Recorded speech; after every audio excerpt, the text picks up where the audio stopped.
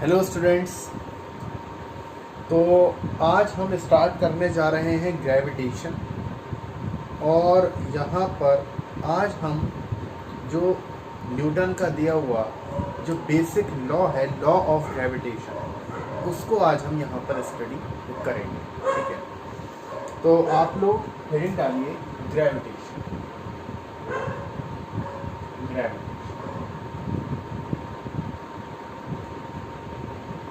ठीक है।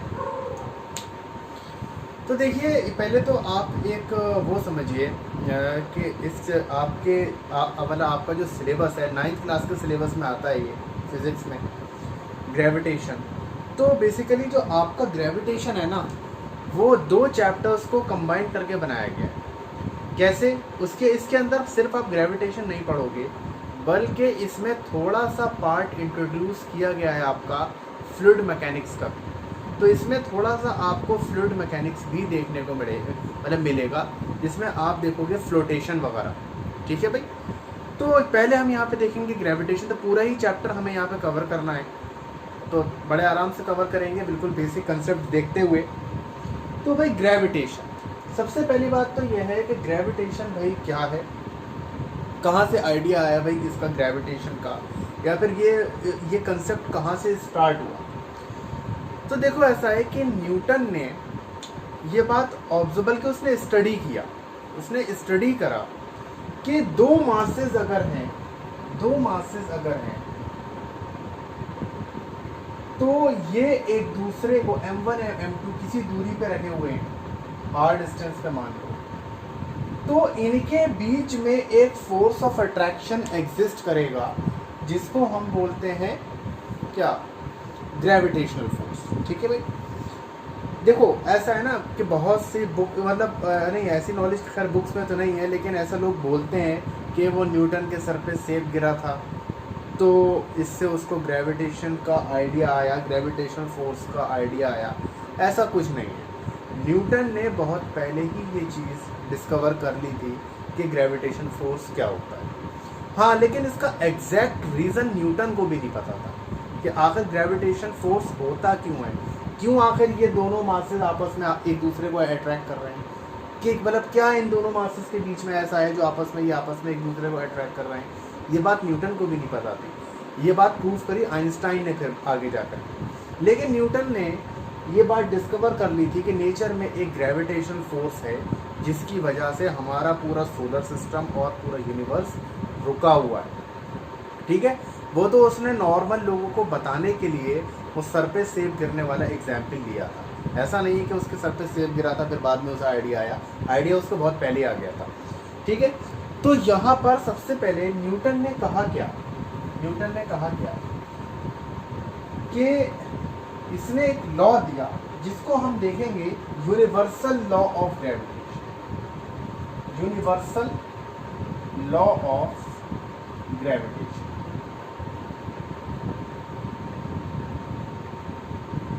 ठीक है। ये लॉ आप लोग खूब अच्छी तरीके से जानते हो कि ये क्या है, कि अगर दो मासेस हैं m1 और m2, ठीक है भाई, और ये एक डिस्टेंस r डिस्टेंस पे रखे हुए हैं,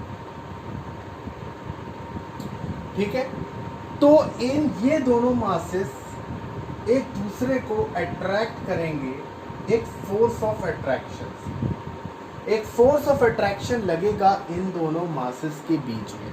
अच्छा, वो फोर्स ऑफ अट्रैक्शन क्यों लगेगा, उस चीज़ को हम बाद में देखेंगे। ये चीज़ आइंस्टाइन ने प्रूव की कि ऐसा क्यों होगा। ठीक है। लेकिन फिलहाल अभी हम इसका लॉ देखते हैं कि ये इसका लॉ क्या कहता है कि भाई दो मासेस हैं, वो एक r डिस्टेंस पे रखे हुए हैं, तो इन मासेस के बीच में एक फोर्स ऑफ अट्रैक्शन एग्जिस्ट करेगा, और ये फोर्स ऑफ अट्रैक्शन प्रोपोर्शनल होगा मल्टीप्लिकेशन ऑफ द मासेस। अच्छा, और इन्वर्सली प्रोपोर्शनल होगा square of the distance between them. ठीक है भाई। तो ये है हमारा इक्वेशन नंबर 1 और ये है हमारी इक्वेशन नंबर सेकेंड। ठीक है भाई, तो लॉ को लिखवाने की ज़रूरत नहीं है क्योंकि आप लोग 11 एंट्रेंस के लिए प्रिपेयर कर रहे हो। बस लॉ क्या कहता है आपको इतनी बात पता होना चाहिए कि दो मासेज अगर किसी डिस्टेंस पे रखे हुए हैं तो उनके बीच में लगने वाला force of attraction directly proportional होगा product of the masses and inversely proportional होगा square of the distance between them. अब हम करते क्या हैं, हम इन दोनों इक्वेशन को कंबाइन कर देते हैं। हम इन दोनों इक्वेशन को कंबाइन कर देते हैं तो यहाँ पर फोर्स हमारा डायरेक्टली प्रोपोर्शनल आ गया m1 m2 by r square, m1 m2 by r square.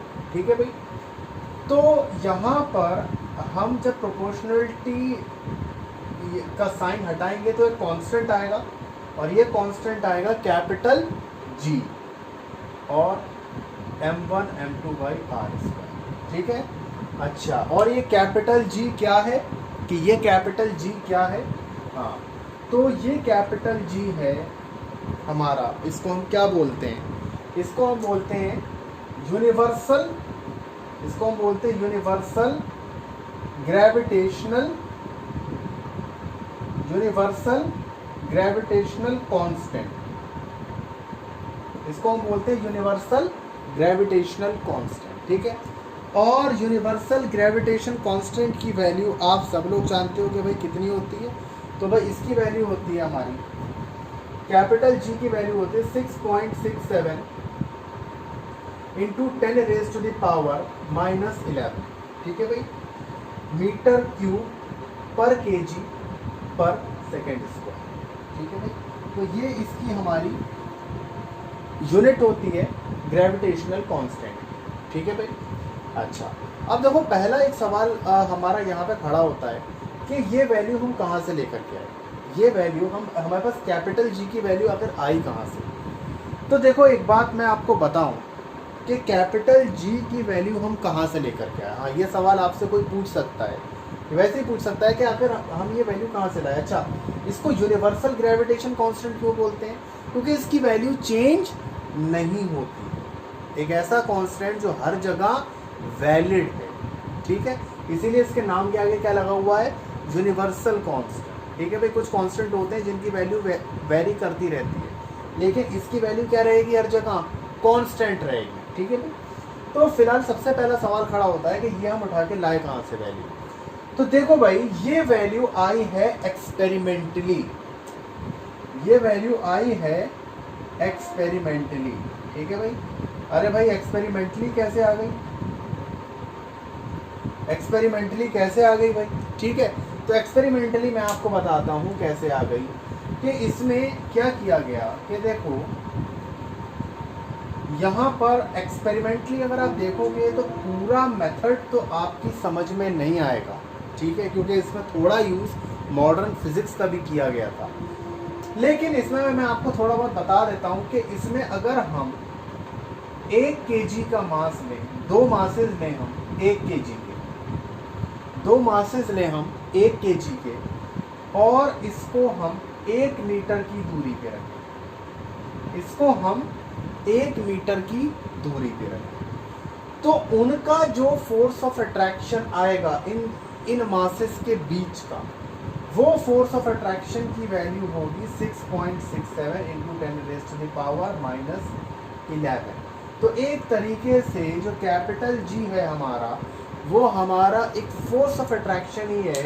कब, जब दो मासेस जिनका मास 1 kg हो और वो 1 मीटर के डिस्टेंस के ऊपर रखे हों। ठीक है भाई, तो अभी आपके लिए सिर्फ इतना ही जानना काफ़ी है। ठीक है, कि इसकी वैल्यू हम यहाँ से लेकर के आए, बेसिकली प्रैक्टिकली वो एक्सपेरिमेंटली हमने इसको डिटरमाइन किया हुआ है। ठीक है भाई, चलिए तो फिलहाल आगे बढ़ते हैं तेज़ी से, कि हमें यूनिवर्सल लॉ ऑफ ग्रेविटेशन के बारे में पता लग चुका है कि यूनिवर्सल लॉ ऑफ ग्रेविटेशन क्या होता है। ये हमारा होता है F = G m1/m2/r²। ठीक है भाई, अब देखो भाई, इस पे आपने NCERT में अगर आपको याद हो तो आपने इस पे किस तरह के सवाल किए थे। आपने इस पे सवाल करे थे कि अर्थ का मास इतना है मून का मास इतना है और अर्थ और मून के बीच में डिस्टेंस इतना है, तो बताओ फोर्स कितना होगा। ठीक है, अगर आपको याद हो थोड़ा बहुत, तो बहुत लंबा चौड़ा सवाल होता था वो। अर्थ का मास रखते थे पहले 6 × 10⁻24 kg, देन फिर मून का मास रखते थे, देन उनके बीच का डिस्टेंस रखते थे, उसका भी स्क्वायर, और देन फिर ग्रेविटेशन वैल्यू इसकी कांस्टेंट। तो भाई इतना लंबा चौड़ा सवाल होकर के देन फिर हमें फोर्स मिलता था कि अर्थ और मून के बीच में फोर्स इतना लग रहा है। ठीक है भाई, लेकिन यहाँ पर एंट्रेंस में इस टाइप के क्वेश्चन बिल्कुल भी नहीं आएंगे। हाँ, जाहिर सी बात है, इतना लंबा कैलकुलेशन एंट्रेंस में करने को नहीं आएगा। ठीक है भाई, तो इसीलिए एंट्रेंस में किस तरीके के सवाल आएंगे, तो एंट्रेंस में मैं आपको बताता हूँ कि किस तरीके के सवाल आएंगे। तो लिखो भाई एक क्वेश्चन, देखो भाई एक क्वेश्चन देखो। The force of attraction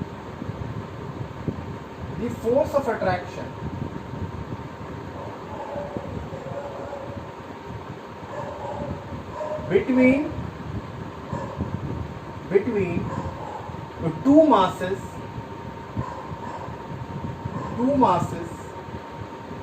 kept at a distance d,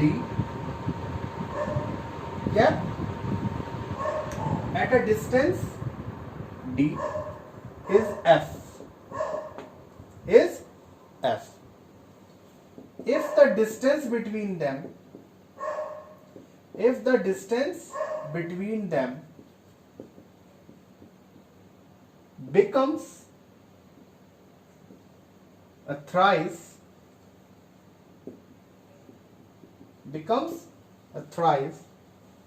then the new force of attraction become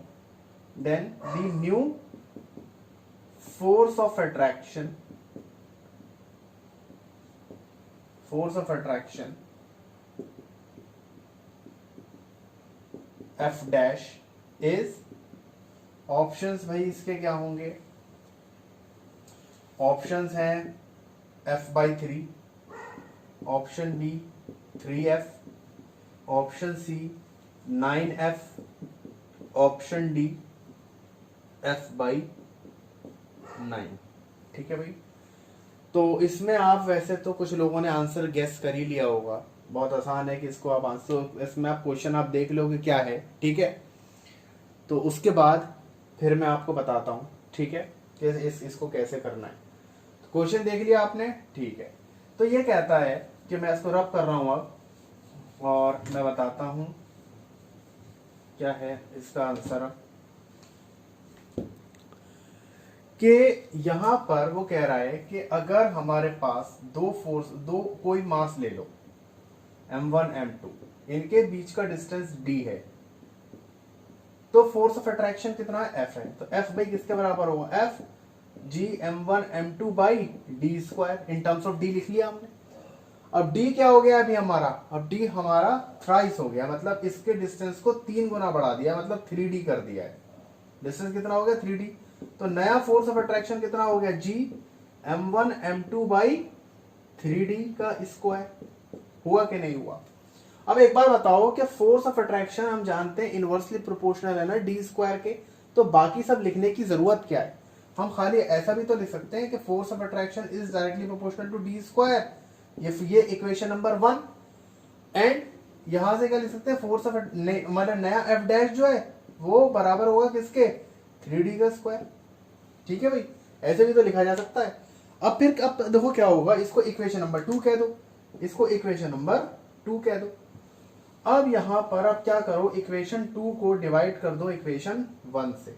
ठीक है भाई, इक्वेशन 2 को आप डिवाइड कर दो इक्वेशन 1 से।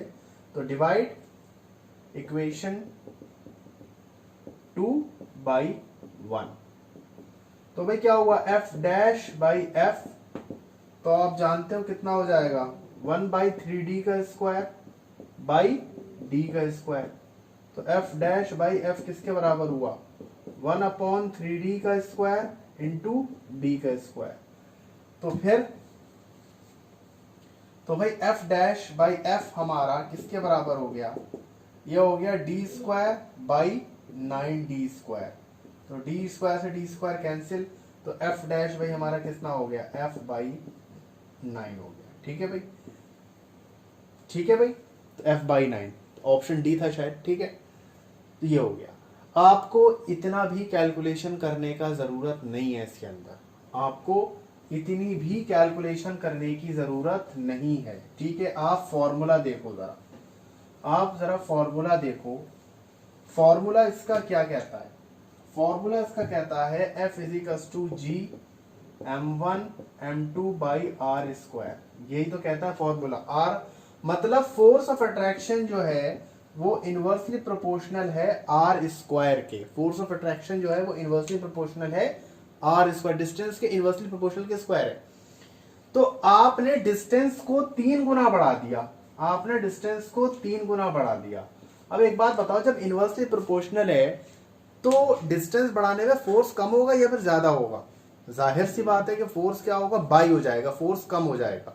तो सबसे पहली बात, जो इसके मल्टीप्लाई में ऑप्शन आ रहे थे, मतलब कि 3f और 9f, वो तो अपने आप ही क्या होगा, कैंसिल हो गए ना, क्योंकि फोर्स कभी भी बढ़ नहीं सकता। ये तो फोर्स को बढ़ाने वाले ऑप्शन है ना, तो फोर्स कभी भी बढ़ नहीं सकता। पहली बात तो ये है। फोर्स क्या होगा, जब इनवर्सली प्रोपोर्शनल है तो फोर्स हमारा कम ही होगा। अच्छा, r के स्क्वायर है तो मतलब 3d का स्क्वायर करोगे तो कितना आएगा, 9d स्क्वायर।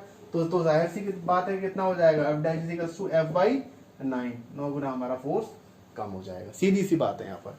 तो यहाँ पर एंट्रेंस में हमारे ऐसे रिलेशन बेस्ड क्वेश्चंस आते हैं। यहाँ पर ऐसे क्वेश्चंस नहीं आते कि फॉर्मूले पे हमारे कि आपको अर्थ का मास दिया जाए, सन का मास दिया जाए और आपसे पूछा जाए कि बताओ अर्थ और सन के बीच में ग्रेविटेशन फोर्स कितना है। ठीक है भाई, ऐसे सवाल आपको नहीं मिलेंगे, ऐसे लेंथी क्वेश्चंस होते हैं। आपको ऐसे रिलेशन बेस्ड सवाल ही एंट्रेंस में मिलने वाले हैं। आई होप वीडियो अगर अच्छी लगी हो तो आप इसको लाइक कीजिए और आगे शेयर कीजिए। Thank you.